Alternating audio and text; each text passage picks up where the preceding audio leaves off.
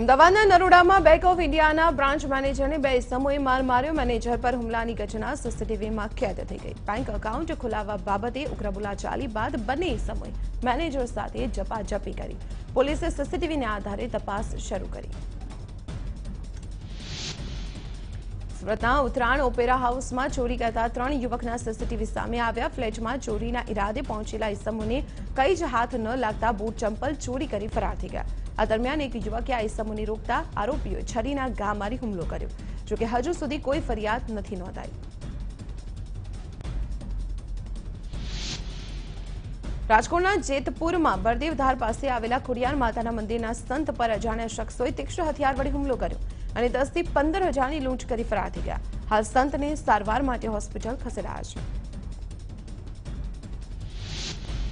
સુરતના ચોર બજાર વિસ્તારની આઈપી મિશન સ્કૂલ કમ્પાઉન્ડમાંથી ચોરોએ લક્ઝરિયસ કારની ચોરી કરી। ચોરોએ કારના લોક સિસ્ટમને હેક કરી કાર ચોરીને અંજામ આપ્યો, જે ઘટના સીસીટીવીમાં કેદ થઈ। પોલીસે સીસીટીવીના આધારે ચોર ટોળકીને પકડવા કવાયત શરૂ કરી। અમદાવાદના વિરમગામમાં તસ્કરોએ તરખાટ મચાવ્યો। વિરમગામના મિલ રોડ પર કરિયાણાની દુકાનમાં ચોરી થઈ, જ્યારે શહેરના નીલકી ફાટક વિસ્તારમાં આવેલી શક્તિનગર સોસાયટીના મકાનમાં રોકડની ચોરી થઈ। પોલીસે તસ્કરોને ઝડપી પાડવા તપાસ શરૂ કરી। આની કન્સ્ટ્રક્શન કૌભાંડમાં ભોગ બનનારામાં વધુ 5 લોકોનો ઉમેરો થયો છે। લોભામણી જાહેરાતમાં મકાનના નાણાં ભર્યા બાદ નાણાં પરત નથી મળ્યા, તેમજ બિલ્ડર નિલેશ શાહે આપેલા ચેક પણ રિટર્ન થઈ ગયા છે। ત્યારે ગ્રાહક સુરક્ષામાં ફરિયાદ કરાતા બિલ્ડર સામે જામીન લાયક વોરંટ ઇસ્યુ કરવા પોલીસે આદેશ અપાયો, જોકે હજુ કોઈ કાર્યવાહી નથી થઈ।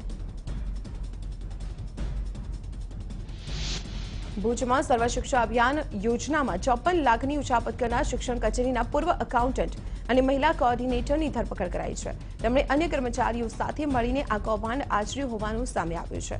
આ કૌભાંડમાં અન્ય આરોપીઓને પકડવા પોલીસે કવાયત હાથ ધરી। કમલનાથ સરકારની પોલીસે અને સીઆરપીએફ વચ્ચે ઘર્ષણ સર્જાયું। આ ઉપરાંત પોલીસે ભોપાલ અને ઇન્દોરમાં દરોડા પાડવાના સ્થળો પર ઘૂસણખોરીના પ્રયત્નો પણ કર્યા। ભોપાલના પ્લેટિનમ પ્લાઝામાં આવકવેરા વિભાગે દરોડા પાડ્યા। અહીં 6ઠ્ઠા માળ પર પ્રતિક જોશી અને અશ્વિની શર્મા રહે છે।